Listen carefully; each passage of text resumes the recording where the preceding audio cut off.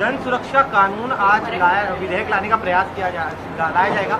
आप क्यों विरोध करें सर, किन मुद्दों पर? ऐसा है कि हमको कुछ बातें उसमें खटकती है, जैसे लेफ्ट, ये कोई माने या ना माने पर लेफ्ट नाम की एक आइडियोलॉजी इस भारत में है। जैसे राइट नाम की एक आइडियोलॉजी है, वैसे लेफ्ट नाम की एक आइडियोलॉजी है। लेफ्ट सेंटर की एक, सेंट्रल की एक, left centre of the left की एक आइडियोलॉजी है। ये आइडियोलॉजीज काम करती है, भले ही अपना उनसे नहीं जमता हो, हमारे विचार तुमसे दूर हो, हम राइट विचार से दूर है, लेकिन अपने अपने विचार है, अपने अपने ख्याल है, उसको आगे लेके जाने की कोशिश लोग करते हैं। और सिर्फ तुमको पसंद नहीं इसलिए उनको अतिरेकी कह देना और उनको सलाखों पे पीछे डालना, ये बराबर नहीं। इसके अलावा गायकवाड़ मामले में कैंटीन पर तो कार्रवाई होगी, लेकिन विधायक पर अब तक एफआईआर तक नहीं हुआ। होगा भी नहीं। क्या आपको उम्मीद है ये सरकार होते हुए, अरे जो मर्डर करता है उसको इन लोग नहीं पकड़ते हैं, क्यों? सिर्फ उनका कार्यकर्ता है। अरे इनके कार्यकर्ता अभी जान भी ले ले तो पुलिस कुछ नहीं करती। आप क्या मांग रहे हैं सर, क्योंकि जो डरे हुए ऐसा है सर, विपक्ष और पक्ष दोनों ने इसका खंडन किया है, लेकिन एक्शन होते हुए दिख नहीं रहे। सीएम ने तो क्या करें हम? भाईंदर में हमने कुछ नहीं किया, सरकार ने, पुलिस ने पकड़ लिया। अरे पुलिस क्या अपने आप कार्रवाई करती है? तो फिर सस्पेंड क्यों नहीं किया? जिन्होंने किया उनको घर क्यों नहीं भेजा? करोगे तुम, फोन लगाओगे तुम और बाद में छुप जाओगे आंख पे आने के बाद।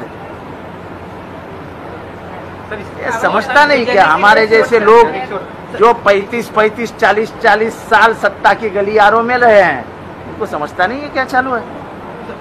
सर, इसके अलावा संजय राउत ने कहा है कि इंडिया ब्लॉक की जरूरत बीएमसी चुनाव के लिए नहीं है, जनता चाहती कि हम और एमएनए साथ में, मतलब आप और कांग्रेस की कोई जगह नहीं है। तो ऐसे संजय राउत बोलेंगे, हम भी बोलेंगे, आखिर में वरिष्ठ स्तर पे कुछ ना कुछ बैठक होगी। मेरी उम्मीद है, मुझे लगता है कि ये गुरूर हम लड़ेंगे। मैं आज भी सभी को कहता हूं, दुश्मन बहुत बड़ा है, हमारा बैर उससे है वैचारिक। जब दूसरा महायुद्ध शुरू हुआ, अब जर्मनी जब हिटलर के नेतृत्व में आगे बढ़ रहा था, तब स्टालिन, रूजवेल्ट और चर्चिल, जो एक दूसरे का चेहरा भी नहीं देखते थे, उन्होंने ये सोचा कि पहले फैसिज्म को खत्म किया जाए, और इसलिए तीनों एक। दुनिया में इससे बड़ा कोई आदर्श हो ही नहीं सकता है। तो राउत साहब कहेंगे, कहते रहेंगे। ओवर कॉन्फिडेंस में यूबीटी, मैं ये नहीं बोलूंगा, लेकिन साथ साथ अगर चलेंगे तो फायदा होगा। नुकसान होगा तो बंबई का होगा, नुकसान होगा तो महाराष्ट्र का होगा, और फिर उंगलियां अपने पे उठती है कि तुम लोग एक नहीं आए। शाहपुर के स्कूल की एक घिनौनी घटना सामने आई है। बच्चियों को पीरियड्स आए हैं, कहीं चेक करने के लिए कपड़े उनके उतरवा गए और वॉशरूम में ब्लड स्टेन्स पाए गए, इसलिए ये चेकिंग हुआ। सरकार की तरफ से क्या 150 लड़कियों का चेकिंग किया गया। अरे क्या बोलेंगे, मुझे एक लड़की है, यानी ये क्या है, क्या इसके ऊपर क्या बोलूं मैं? कितनी शर्मनाक बात है। ये कौन पागल है? साला पकड़ के, मैं तो ये बोलता नहीं हूँ, लेकिन उसको पकड़ के रास्ते में मारो माँ बाप ने मिल के। अरे लड़कियों की कोई इज्जत है कि नहीं है? आज मेरी लड़की है, कल आपकी लड़की हो सकती, कल इसकी लड़की हो सकती है। अरे यार मेरी लड़की है, वो लड़की अभी मेरी ही है ना। बेशरम साले, क्या बोले यार। सर, आज विधेयक कदाचित सभागृहामध्ये मराठी राहिलेले आहेत. जनसुरक्षा विधेयक कदाचित सभागृहात अजून तरी काही दिसत नाही आहे, आणि काही गोष्टींवरती आमचे मतभेद आहे, पण मी सरकारचे त्या बाबतीत काही गोष्टींमध्ये त्यांची भूमिका बदलली हेही मान्य करतो। जसं ते अर्बन नक्सल बोलत होते, अर्बन नक्सल हा शब्द त्या विधेयकातून काढण्यात आलेला आहे। आता ते विधेयक त्यांनी लेफ्ट एक्स्ट्रीमिस्ट पर्यंत ठेवलंय, पण माझं आजही मत आहे की डावी विचारसरणी नावाची एक विचारसरणी आज नाही तर या जगामध्ये अनेक वर्षांपासून, अनेक शतकांपासून म्हणजे जेव्हा पहिलं पुस्तक लिहिलं गेलं दास कॅपिटल फ्रेडरिक एंजल्स आणि कार्ल मार्क्सतर्फे, त्याच्यानंतर ही विचारसरणी जगामध्ये आली आणि तिचा जगामधल्या अनेक राष्ट्रांनी स्वीकार केला. तर ती जी लेफ्ट डावी विचारसरणी आहे तिला असं म्हणजे कोपऱ्यात धरून आम्हाला आवडत नाही म्हणून मारत राहायचं. परंतु आता अबू आझमी थोड्या वेळापूर्वी येऊन गेले होते, त्यांचं असं म्हणणं आहे की मुळात या कायद्याचीच गरज नाही, कारण इतर कायदे आपल्या देशामध्ये आहेत. असं आहे की आपल्या देशामध्ये असे खतरनाक कायदे आहेत की अनेक जण या कायद्याचे बळी 5-5 वर्ष जेलमध्ये सडत आहेत. आणि डॉक्टर बाबासाहेब आंबेडकरांनी सांगितलेलं की मुक्त जीवन जगणे हा मानवाचा अधिकार आहे. आपण संविधानाची दररोज पायमल्ली करतो आहोत. कसलं संविधान, कसले बाबासाहेब आंबेडकर? बाबासाहेब आंबेडकरांच्या विचारांचा अपमान जेवढा करता येईल म्हणून तेवढा आपण सगळा करत असतो. बाबासाहेब आंबेडकरांचं म्हणणं होतं संविधानाच्या माध्यमातून की पॅरल बेल हा कुठल्याही कायद्याचा अधिकार आहे. जोपर्यंत तो गिल्टी नाही आहे, जोपर्यंत तो गुन्हेगार म्हणून सिद्ध होत नाही तोपर्यंत गुन्हेगारच नाही. अशा माणसांना तुम्ही 5-5 वर्ष जेलमध्ये सडवता, त्याला काय म्हणायचं? हा डॉक्टर बाबासाहेब आंबेडकरांच्या विचारांचाच अपमान आहे. स्थानिक स्वराज्य संस्थांमध्ये एक दुर्दैवी प्रकार पुढे येतोय. मराठीत एक दुर्दैवी प्रकार पुढे आले आहे. शाळेच्या मुख्याध्यापिका यांनी वर्गात म्हणजे त्या मुख्य जर ती बाई असेल तर स्त्री असेल तर मला त्या स्त्रीचे म्हणजे काय बोलावं यार. म्हणजे मी बोलूही शकत नाही की त्या पोरींबरोबर असं वागणं कुठल्या आईला शोभेल यार. ती आई आहे ना मुख्याध्यापिका, तिलाही मुलगी असेल ना. त्यांचे कपडे काढून त्यांची तपासणी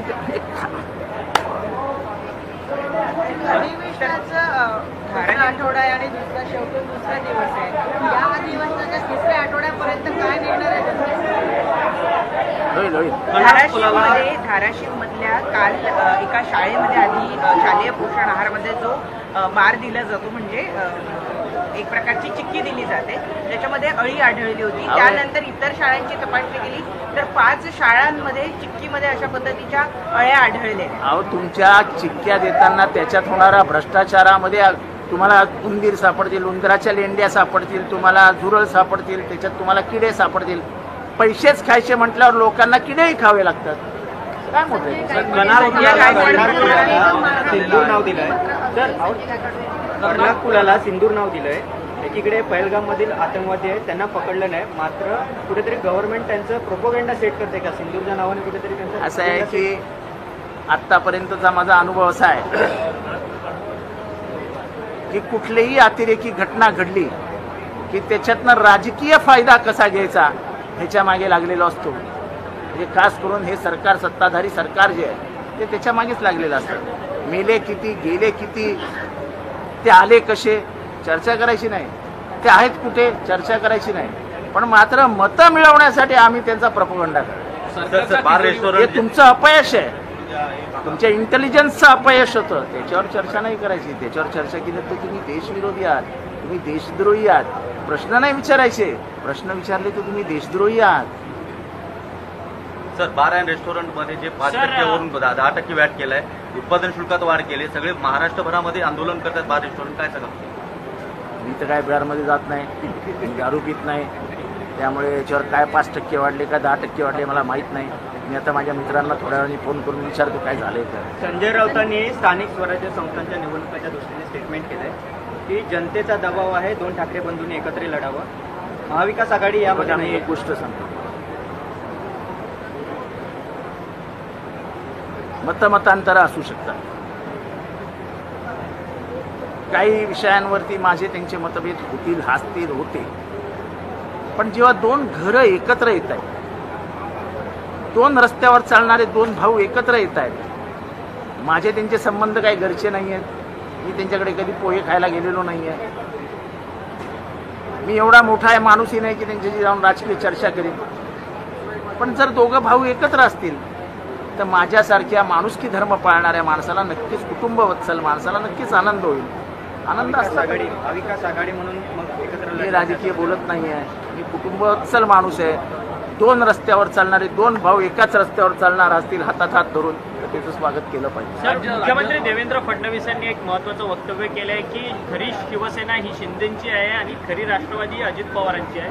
राहुल नार्वेकरांनी दिलेला निर्णय योग्य आहे म्हणून. मला वाटतं देवेंद्र फडणवीसजी हे निष्णात वकील आहेत. त्यांचं वकिली ज्ञान चांगलं आहे. सुप्रीम कोर्टाने याचिकेमध्ये राष्ट्रवादी काँग्रेस पक्ष जो अजित पवारांनी काढलाय त्याला एक खाली लिहायला सांगितलेलं आहे की द मॅटर इज सबज्युडाइज्ड, म्हणजे सदरचं प्रकरण हे न्याय प्रविष्ट आहे.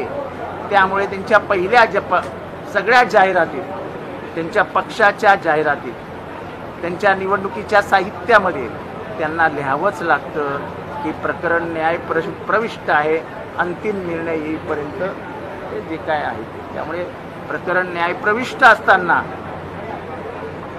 मुख्यमंत्री देवेंद्र फडणवीसजींनी असं बोलणं म्हणजे आपण सर्वोच्च न्यायालयाच्या वरती जातो आहोत का हा प्रश्न निर्माण होतो. काल एकनाथ शिंदे अचानक दिल्ली दौऱ्यावर गेले, सारं काय आलेलं नाही वाटतं. मला ते दिल्लीत कुठे राहतात काय करतात मला काय माहिती, तेव्हा हा प्रश्न मला काय विचार. MIM ने महाविकास आघाडीसोबत युती करण्याची गुरुपौर्णिमेला गेले म्हणून